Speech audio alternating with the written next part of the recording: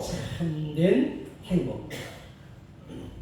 저와 여러분이 이 세상에 우리가 살면서 다 함께 공통적으로 다 함께 드는 생각이 있다면 어떤 것이 있겠습니까? 여러 가지가 있겠지만은 그래도 아마도 이 땅에 사는 모든 사람들이 행복하게 사는 것, 그죠? 아마 행복하게 사는 것이라고 대답을 할 거라고 생각을 하게 됩니다. 우리가 이 살고 있는 우리 수원시는 100만이 넘거든요. 근데 우리 화성시도 인구를 조사해 보니까 95만 명이 넘더라고요. 이제 얼마 안 돼서 화성도 한 100만이 넘을 것 같아요. 수많은 사람이 살고 있어요. 과연 이들이 다 어떻게 살아가고 있을까? 모두가 행복을 느끼며 살고 있을까? 아마 제가 이 시간 여러분에게 행복한 사람 손 들어보세요 하고 부른다면은 아마 얼마 없을 것 같아요. 과연 몇 사람이 손을 들까요? 또 행복이 뭐냐고 물어봤을 때 과연 수많은 사람들이 어떻게 대답을 할까? 어떤 철이는 말하기를 우리 인생은 행복이 무엇이냐는 문제를 풀지도 못한 채 행복을 찾아 나선 정한 곳이 없이 이리저리 떠돌아다니는 방랑객과 같다. 그렇게 얘기했어요. 좀 적절한 표현인 것 같아요. 사실 사람들은 모두가 행복하기를 원하지만은 정작 무엇이 행복이냐? 어떻게 되면 행복할 것인가? 이렇게 물어봤을 때 선뜻 대답하기가 어렵습니다. 오늘 이 자리에 나오신 여러분들은 어떻게 대답하시겠습니까? 우리는 간혹 그런 말 하잖아요. 행복은 다 마음먹게 달렸지. 그렇게 얘기를 하죠. 그죠? 틀린 말은 아닌 것 같아요. 결국 행복이란 내 마음먹기에 달려있다? 이건 뭐예요? 주관적이잖아요. 내 생각이 좀 들어가 있잖아요. 자, 이런 무슨 얘기가 있어요? 어떤 거지 아버지와 거지 아들이 있었어요. 근데 어디선가 큰 불이 났어요. 불이 났는데 그 집이 탄 거예요. 불이 막 타고 있었어요. 그러니까 불난 집 사람이 자기 집이 불난 거를 알고 밖에 나가갖고 발을 막 동동동 막 굴고 어떡하지 난리가 난 거야. 그리고 막 울고 난리가 아니야. 자, 그것을 거지 아들이 봤어요. 거지 아들이 아버지에게 이런 말 하거든요. 아버지, 우리는 집이 없으니까 저런 불날 걱정을 하지 않아도 좋은 것 같아요. 그러니까 아버지가 하시는 말씀이 과감해요. 야 이놈아, 그게 다 네 애비덕인 줄 알아. 무슨 얘기죠? 물론 집 없는 것도 생각하기에 따라서는 행복할 수 있다는 좋은 예가 될 수도 있겠죠. 이것도 역시 뭐예요? 행복은 역시 주관적이죠. 한편으로 생각해보면 거기에 또 다른 문제가 있어요. 생각해보세요. 지금 당장 배가 고픈 사람이 있는데 행복은 마음먹기에 달려있다 하면서 배부르다는 생각을 아무리 생각한다 해도 배가 불러지겠냐 말이에요. 배가 고파 죽겠는데 아이고 나 안 배고파 그렇다고 이게 안 배고파지겠냐고요. 배가 불러지겠냐고요. 아우 배불러 진짜 아무것도 안 먹고 그렇게 되겠냐 말이죠. 역시 먹어야 배가 부르는 거잖아요. 여행을 가요? 우리 그런 속담도 있잖아요. 금강산도 뭐라고요? 시큼합니다. 아무리 좋은 풍경이 있더라도 배가 고프면 뭐가 아름다워 보이겠어요. 배고프면은 다 귀찮아요. 배가 차야지, 배가 불러야지 구경도 다니고 뭐도 하고 그러는 거지. 그러고 보면 행복에는 또 객관성이 있는 거예요. 그런가 하면 어떤 객관적인 것이 다 갖춰져 있다고 해서 또 그것이 행복한 것인가? 그렇지도 않다는 것이죠. 우리가 인생을 사는 가운데 우리가 이미 경험하는 바와 같이 어떤 여건을 갖췄다고 해서 행복을 느끼는 게 아니라는 것이죠. 바로 여기에 행복을 찾는 자의 고민이 있는 것입니다. 우리 사랑하는 여러분들은 행복을 무엇이라고 규정하고 무엇을 믿고 따라갑니까? 어떤 사람은 자녀의 성공을 위해서 헌신하고 희생하고 희생하는 삶을 살다가 어느 날 자녀들이 속을 썩이고 부모의 마음을 아프게 한다는 것이죠. 처음에는 그 자녀를 위해서 올인을 했는데 이 자녀가 어느 날 속을 썩이고 막 부모의 마음을 아프게 하니까 그때 하는 말이 뭐라고 말합니까? 아이고 저 자식이 원수야 원수. 그렇게 자녀를 위해서 헌신했던 사람이 나중에 하는 말이 이 자식이 원수라고.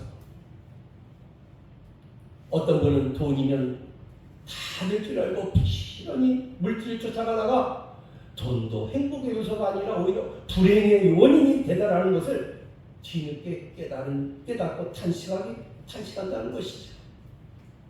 어떤 분은 행복의 요소가 지위다, 명예다 하고 열심히 따라가 보지만 마지막에는 그 전부가 결코 행복이 아니라는 것을 알고 모든 것이 허무하다는 것을 알고 인생 무상을 외치는 분들도 있어요. 전 지금까지 살아오면서 많은 사람들을 만나봤어요. 그런데 그 많은 사람들 중에서 자기 자신이 나는 행복합니다.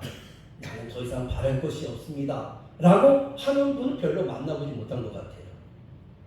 제가 과천에서 부목사에 있을 때에 어느 집을 찾아갔어요. 신방을 갔는데 그 집을 잘 사는 집이었어요.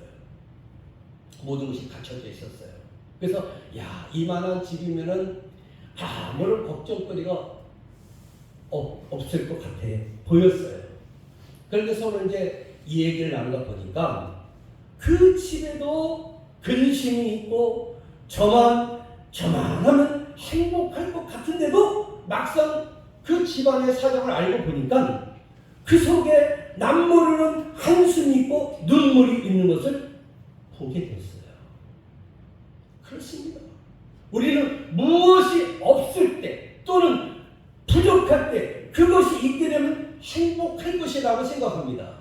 그러나 막상 그것을 가졌다고 해서 행복하고 만족하느냐? No, 그게 아니라는 것이죠. 언제나 또 다른 것을 생각하고는 여전히 부족함을 느끼게 된다는 것이죠. 또 그것을 가졌다고 해서 이루었다고 해서 행복해지지는 않는다는 것이죠. 구약 성경 열왕기상을 보면 아주 굉장한 사람이 등장하고 있어요. 일국의 왕이었고 또 지혜가 대단했죠. 그래서 이웃나라의 여러 왕들이 스스로 조공을 바치며 그 왕을 보러 찾아왔어요. 그 왕이 하루에 왕궁에서 소비하는 식물을 살펴보니까 가늘 밀가루가 하루에 30석이었고 굵은 밀가루가 60석이었고 살찐 소가 10마리였고 어린 소가 20마리, 양이 100마리, 그의 숫사손, 노루, 암사손, 살찐 새들, 그야말로 진수성찬이었어요. 그가 사는 집은 어찌나 굉장한지 대리석과 레바논의 백향목에 모두 순금으로 장식했고 그래서 스바 여왕이 와서 그것을 보고는 입을 다물지 모르고 너 보고 놀라는 거예요. 감탄을 금할 수가 없는 거예요. 또 부인이 많았어요. 후궁이 700명이었고 거기에 첩이 300명이 됐어요. 놀라워요. 누굴까요? 바로 솔로몬 왕이었어요. 솔로몬은 이만하면 모든 것이 다 이루었다. 나는 행복하다라고 말하면 하지 않겠습니까? 그런데 그렇지 않았다는 거예요. 그래서 전도서에 이 내용이 기록되면서 이 찬양이 나옵니다. 바로 해 아래 새 것이 없나니. 이 찬양이 나온 거예요. 한번 찬양 불러볼까요?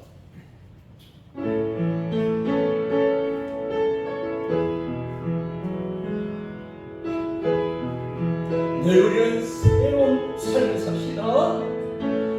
해 아래 새 것이 없나니 이제 인살이신 주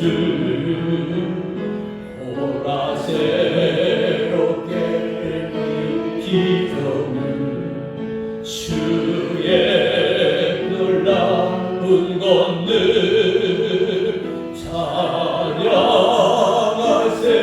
우리 주 오직 영광 받으소서 새롭게 하소서 새롭게 하소서 새롭게 하소서 늘 새롭게 하소서. 아멘. 자, 이 찬양이 어디서 나온가? 전도서를 한번 띄워봅시다. 전도서 1장 2절로 3절 한번 읽어봅시다. 시작. 모든 것이 헛되도다. 해 아래서 수고하는 모든 수고가 사람에게 무엇이 유익한가? 아멘. 자, 전도서의 솔로몬이 이렇게 말하고 있지 않습니까?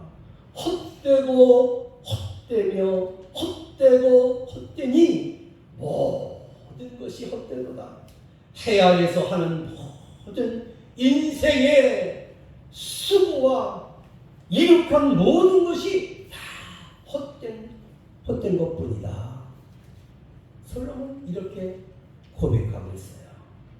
솔로몬 같은 사람도 이렇게 말했다면 하물며 우리 같은 사람이야 무슨 말을 하겠습니까? 그렇다면 우리 인생에게 이렇게 불행할 수밖에 없고 참된 행복의 길이란 찾아볼 수 없는 것일까? 우리 인생을 향한 기쁨을 외치는 소리란 없는 것일까? No, 아니라는 것이죠. 오늘 읽으신 본문 말씀에서 우리는 놀랍게도 행복의 극치를 고백하고 있는 한 사람을 만나게 됩니다. 바로 그것이 누굽니까? 사도 바울이었어요. 사도 바울은 이렇게 외치고 있습니다. 필보생의 말씀이죠. 자, 한번 띄워봅시다. 시작. 내가 나를 전도로 드릴 줄 알고 나는 기뻐하고 너희 무리와 함께 기뻐하리니 이와 같이 너희도 기뻐하고 나와 함께 기뻐하라. 아멘. 자, 우리가 좀처럼 들어볼 수 없는 그런 말이 아닙니까? 이만한 말을 할 수 있는 사람이라면 정말로 행복의 극치에서 외치는 사람임에 틀림이 없어요. 그런데 무엇이 바울을 이렇게도 행복의 극치를 외칠 수 있게 만들었냐는 것이죠. 사도 바울은 빌립보에서 여러 번 아주 거듭나면서 거듭거듭 하면서 어떤 말을 전할까? 기뻐하라, 기뻐하라, 기뻐하는 것이죠. 여러분, 그래서 이 빌립보서를 행복의 복음이라고 말합니다. 때는 기쁨의 복음이라고 말합니다. 그런데 정작 빌립보서는 어디서 기록됐는가? 바울이 로마 감옥에 갇혀서 대단히 어려운 힘든 환경 가운데 있었어요. 그 어두운 감옥에 갇혀 있을 때라는 것이죠. 거기서 이 빌립보서가 기록됩니다. 바울은 어떤 기록에 의하면 그는 넉자밖에 안 되는 작은 키에 안기도 있는 사람이고 쥐기와 발작이 오는 부끄러운 병도 갖고 있었대요. 게다가 가정도 없었잖아요. 가진 것도 없었잖아요. 우리의 눈으로 보기는 여러 가지 여건으로 보아서 이 사람이 불행한 사람처럼 보여요. 그런데 오늘 본문에서 보신 대로 바울의 이 마음 속에는 무엇이 있는가? 넘치는 기쁨이 있었다는 거예요. 넘치는 기쁨. 나는 기뻐하고 기뻐하노라. 무엇이 이와 같이 넘치는 기쁨을 주고 있느냐는 것이죠. 우리가 보는 대로 자, 바울이 일치는 기쁨이 뭘까요? 한번 읽어봅시다. 시작.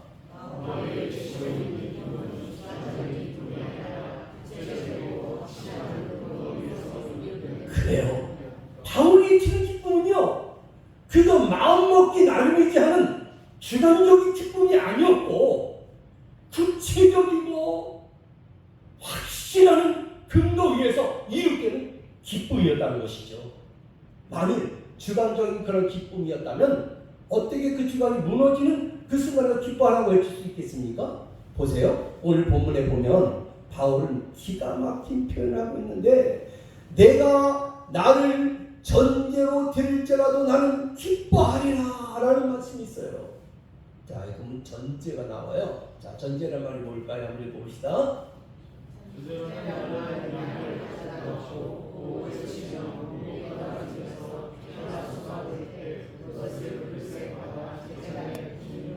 그래, 그게 전제라는 뜻이에요. 양을 가져다가 놓고 목을 치면 목이 떨어지면서 피가 솟아오를 거 아니에요. 그 피가 솟아오를 때 그것을 그릇에 받아가지고 제단에 갖다가 붓는 거예요. 이게 전제라는 뜻이에요. 바울은 이 말의 뜻을 잘 알고 있었거든요. 또 사실 바울은 그가 말한 대로 그가 순교당하지 않습니까? 그가 나중에는 목베임을 당합니다. 순교당합니다. 목을 베어 피를 쏟아 보면서도 나는 기뻐하노라 말하고 있는 것이죠. 어떻게 이럴 수가 있는 것입니까? 여러분, 우리가 같은 행복에 극치를 이루게 해주는 행복의 조건은 과연 무엇일까요? 자, 한번 봅시다. 무엇이 우리를 행복하게 해주는 것일까요? 자, 봅시다. 시작.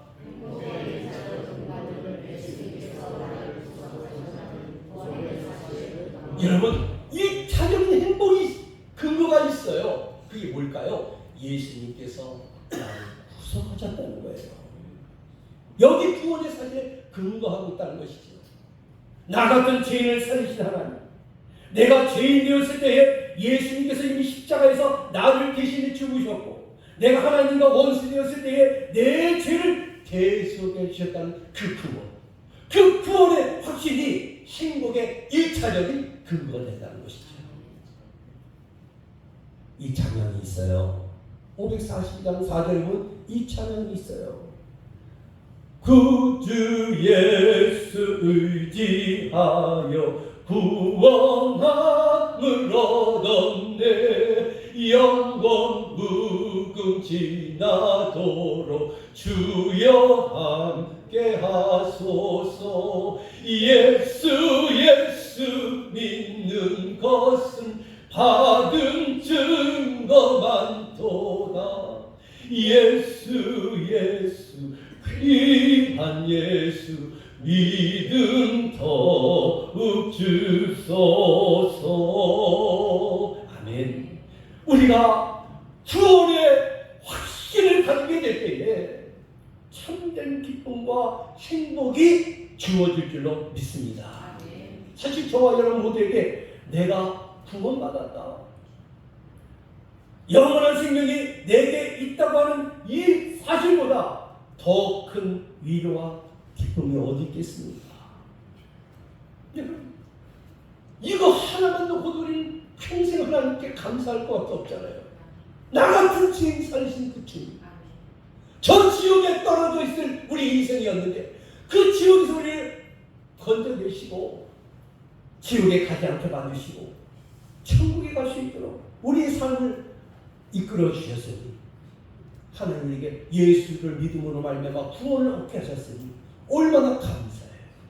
이거 하나만 갖고 우리는 평생 우리 하나님께 감사하며 살 수 있잖아요. 가끔 장례식에 참석할 때, 특히 젊은 나이에 돌아가신 분들의 그 장례식을 가보면요, 참 할 말을 잃게 만듭니다. 저도 음천교회에서 교육 목사로 있으면서 장례식을 치러봤는데요. 참 젊은 부부였는데 남편이 일찍 떠난 거예요. 애들은 아주 어리고.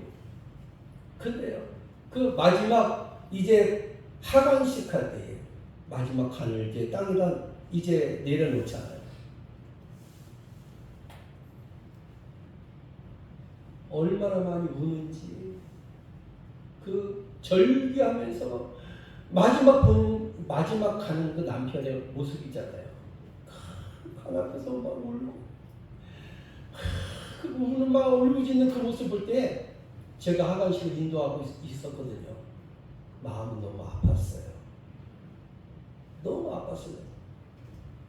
그 애절하고 그 애절한 그 모습 보고 저는 할 말을 잃었어요. 그래서 저는 무슨 말을 이분에게 전해줘야 될지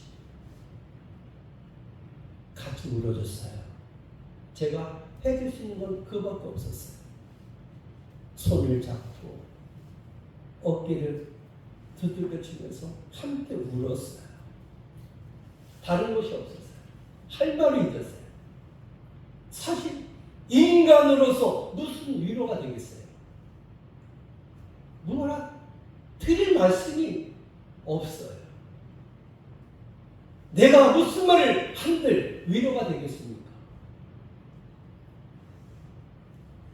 그런데요, 유일한 위로가 있습니다. 그것이 무엇이겠습니까? 오늘날 저는 한 여인의 이야기를 들려주고자 합니다. 레베카 스크러트레라는 젊은 여자의 이야기입니다. 이분은 미국 코네티컷 주 메리덴의 한 교회의 성가 개원으로 봉사하는 여자분이었는데 나이가 25에 사랑하는 남자와 결혼을 했어요. 빨리 결혼한 거죠? 자, 남편은 참으로 훌륭한 청년이었어요. 젊은이였어요. 이 남편에 의해서 당시 레베카는 돈이 없었어요. 가난했어요. 돈이 없어서 중단했던 성악 공부를 이 남편을 만남으로 인해서 공부를 시작하게 됐어요.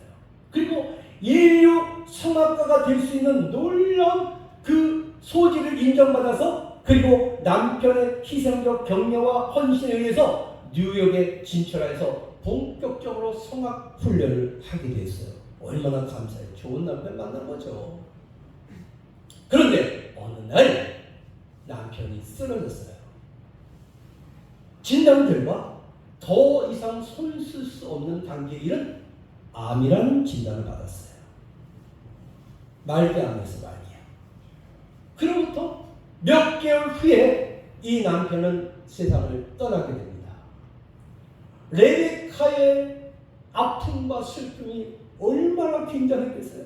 이제 자기 인생이 뭔가 펼 줄 알았는데, 될 줄 알았는데, 좋은 남편 만나고 행복하게 살 줄 알았는데, 남편이 얼마 있자 남편이 돌아가신 거예요. 죽은 거예요. 무슨 말인들 그에게 위로가 될 수 있겠어요. 눈물로 기도하는 중 이 레베카는요, 어느 날 하나님의 음성을 듣게 됩니다. 레베카야, 슬퍼하지 말아라.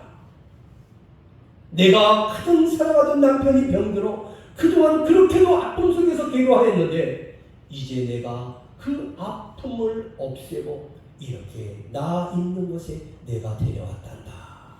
하나님 음성이세요. 나 있는 곳에 내가 데려왔다는 거예요. 이제 너도 정한 때가 되면 이곳에서 영원한 기쁨을 누리게 될 것이다. 그동안 레베카는 어떤 말도 어떤 사실도 그를 위로하지 못했는데 하나님의 음성을 듣게 됐는데 내가 사랑하는 그가 지금 하나님과 함께 있다 라는 말을 했어요. 이 말 한마디에 레베카는 눈물을 닦게 됩니다. 그리고 환한 미소를 띠게 됩니다. 그리고 남편이 유언한 대로 장례식에서 눈물 대신 글을 써요. 남편 죽기 전에 레베카, 내가 나중에 잘못되거든. 너무 슬퍼하지 마라. 나는 슬퍼하지 말아라. 그리고 기쁨의 찬양을 좀 불러줬으면 좋겠어. 라는 그 죽기 전에 남편의 한 말이 생각이 났어요. 그래서 장례식에서 눈물 대신 환희의 찬송을 불러줬어요. 그날 조객 중에 레베카가 부르는 찬송이잖아요. 예수님을 믿겠다고 결심하는 자가 2명이나 나왔어요. 그 레베카는 교회를 순회하면서 신앙 간증과 더불어 찬송을 불렀습니다. 언제나 기쁨의 찬송을 불렀는데 그가 이와 같은 기쁨의 날을 가지게 된 이유와 그 확신을 간증했고, 레베카의 지편은 언제나 은혜와 감동이 있었어요. 남편이 죽은 지 2년 됐어요. 2년 뒤에 한국에서 미군 부대에서 일하던 레베카의 아버지가 어려서 과부가 된 딸을 위로하려고 한국행 왕복 비행기 표를 보내왔어요. 그때가 1983년 8월이었어요. 그 레베카가 탄 대한항공 007기가 1983년 9월 초에 소련 전투기의 공격을 받아서 그 아름다운 믿음의 여성은 천국에 가게 됩니다. 28세의 나이였어요. 이 레베카의 추모 예배 때 이 아버지가 이렇게 말했습니다. 내 딸 레베카는 남편을 잃고도 기쁨과 행복을 누릴 수 있었습니다. 그것은 그의 남편이 지금 하나님과 함께 있다는 그 확신 때문이었습니다. 지금 나도 내 사랑하는 딸을 잃었지만 나 역시 눈물을 싣고 기쁨과 행복 속에 있을 수밖에 없습니다. 그것은 내 딸이 지금 하나님과 함께 있다고 하니 확신이기 때문입니다.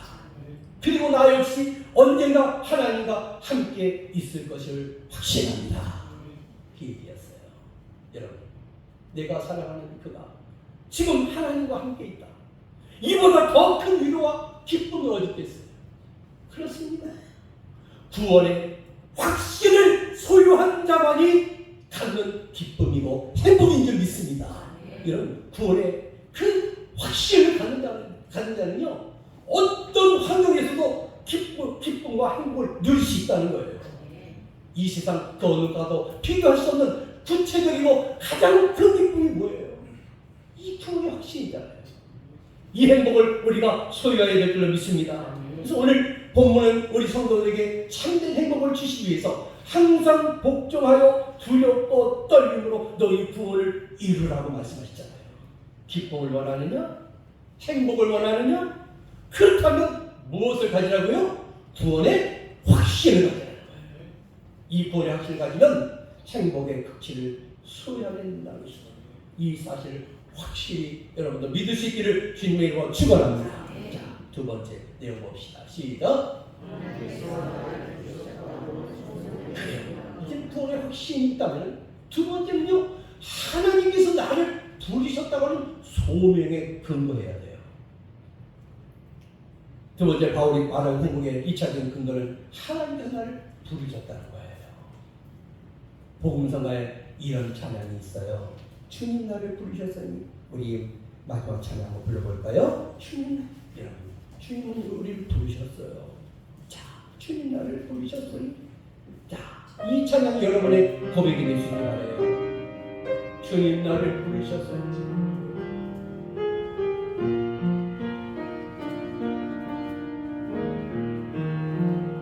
주님 나를 부르셨으니, 주님 나를 부르셨으니, 내 모든 정성 내 모든 정성 주만님께 바칩니다. 주님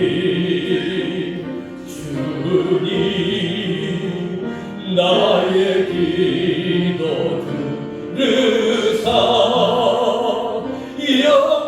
영원토록 주님만을 사모하게 하옵소서.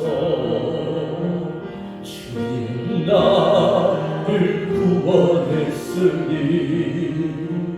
주님 나를 구원했으니, 소리 높여서 소리 높여 찬양하리이다. 주님 주님 나의 기도 들으사 할렐루야. 주님만을 사모하게 하옵소서. 아멘. 바울은 이렇게 고백합니다. 하느님께서 나를 쓰신다. 만물의 찌꺼기, 즉 이 세상의 쓰레기처럼 비천한 존재여, 죄인의 괴수여, 천하에 못된 나를 오직 하나님의 은혜로 구속하시고 하나님께 나를 들어서 쏘주신다고 하는 이 놀라운 감격이 바울에게 있었다는 것이죠. 바울이 여기 행복이 있었던 거예요. 여러분 생각해보세요. 이 세상 모든 사람이 내가 하는 모든 일을 모르며 인정해 주지 않는다고 하더라도 만약 한 나라의 대통령이 우리를 인정해 준다면, 나를 인정해주고 무슨 일을 맡긴다면, 이야, 가문의 영광이다, 가문의 영광이다, 그럴 거 아니에요? 근데요, 다른 분도 아니고 하나님께서 나를 쓰시고 하나님께서 나를 필요로 하신다는 거, 이 얼마나 중요한 얘기입니까? 하나님 우리를 필요하시대요. 하나님 나를 들어 쓰기 원하신대요. 내가 살아가는 동안 나는 아무것도 할 일이 없고 아무도 나를 알아주지 않고 아무도 나를 필요로 하지 않는다면 불행한 인생이죠. 간혹 보면 너무 바빠서 못 살겠대. 바쁜 것도 바빠서도 못 살나요? 어떻게 살아도 좀 쉬었으면 좋겠다고 말씀하시는 분이 있어요. 네요. 여러분 말을 조심하셔야 돼요. 나에게 할 일이 없다? 이것이 얼마나 괴로운 일입니까? 여러분 할 일이 많으면요 기쁜 거예요. 일이 많으면 좋은 거예요. 일이 없어서 힘든 거지. 바빠서 죽겠다고 죽진 마세요. 더 열심히 살면 되잖아요. 성경에 보면 우리 인생을 그릇에다 비교하잖아요. 질그릇에다가 비교하죠. 여러분 이 그릇은 그 자체의 목적이 있지 않잖아요. 그릇 속에 무엇이 담기느냐에 따라서 거기에 사용되는 거잖아요. 하잘것없는 그릇에다도 거기에 금이 담겨보세요. 귀한 거예요. 근데 번쩍번쩍 빛나는 그릇에다가 음식 찌꺼기가 들어가 있으면 별로 안 귀해 보여요.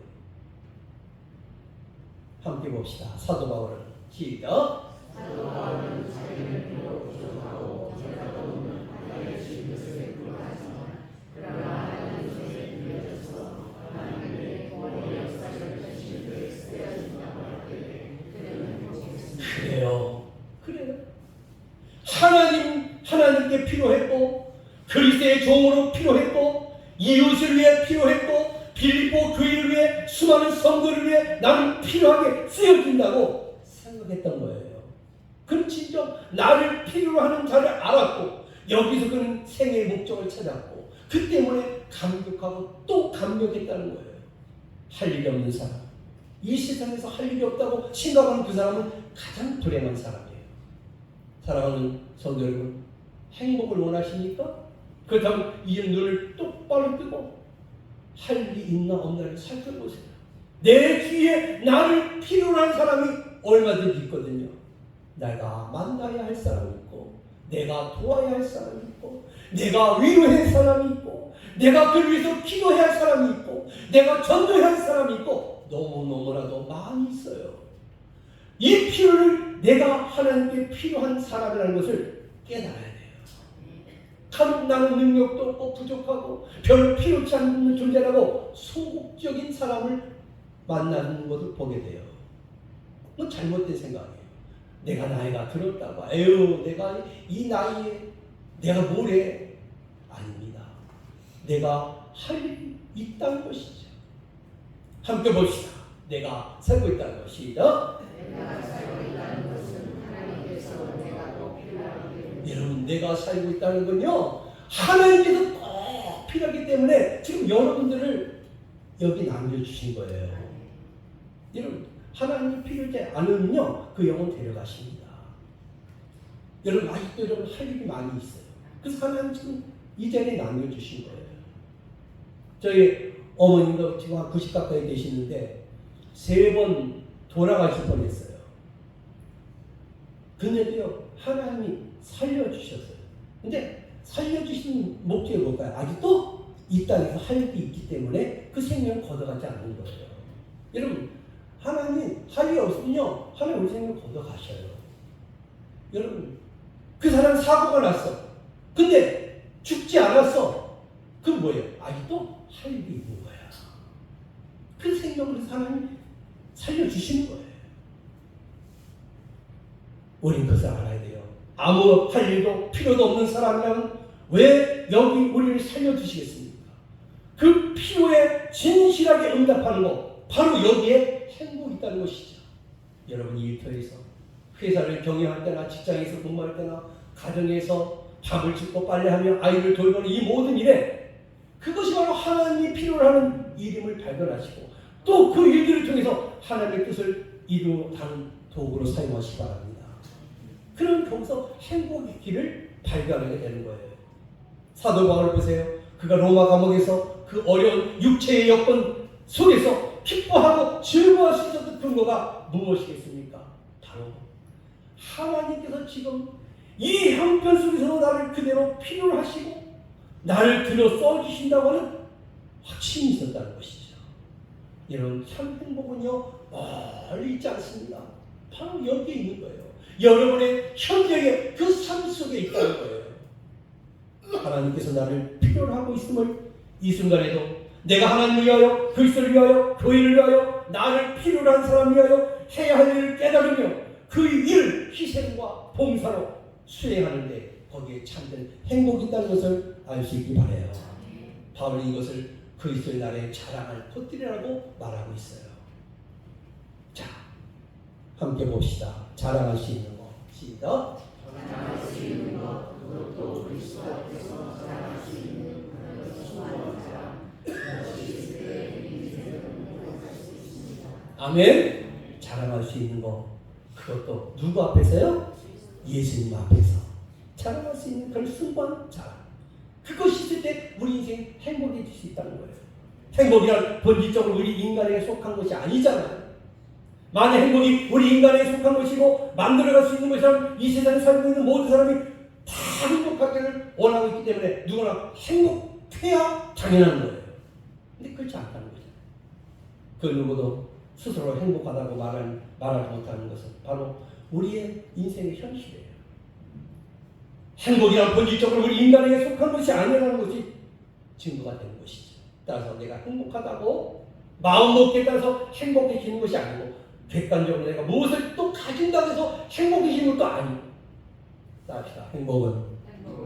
행복은 그 근본이 하나님께 속해 있습니다. 아멘. 행복의 근본은요 하나님께 속해 있는 거예요. 그럼 우리 인간에게서 행복이란 스스로 결코 얻을 수가 없는 것이고 오로지 이것은 주어지는 거예요. 하나님에게 주어지는 거예요. 우리가 그리스도 앞에서 자랑할 수 있는 그 행복을 얻게 되는 길을 오늘 본문 중에서 우리가 말씀해 주고 있잖아요. 우리가 2가지 있잖아요.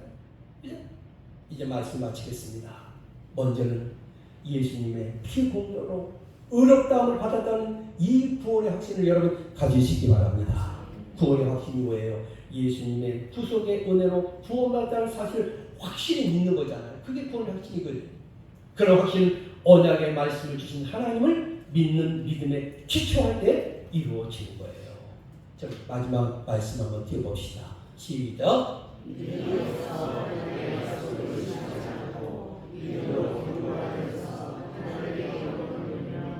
약속하신 것을 소원하고 이룰 줄을 확신하였으니 아멘. 그래요. 이제는 이 구원의 확신을 갖고 살아갑시다. 빌보 2장 18절에 보면 이와 같이 너희도 기뻐하고 나와 함께 기뻐하라 그랬어요. 이 말씀대로 여러분 항상 기뻐하며 함께 기쁨을 나누어 살아갈 수 있는 그러한 행복을 이뤄나갈 수 있는 저와 여러분의 모습이 다 되시기를 주님의 이름으로 축원합니다. 기도하겠습니다.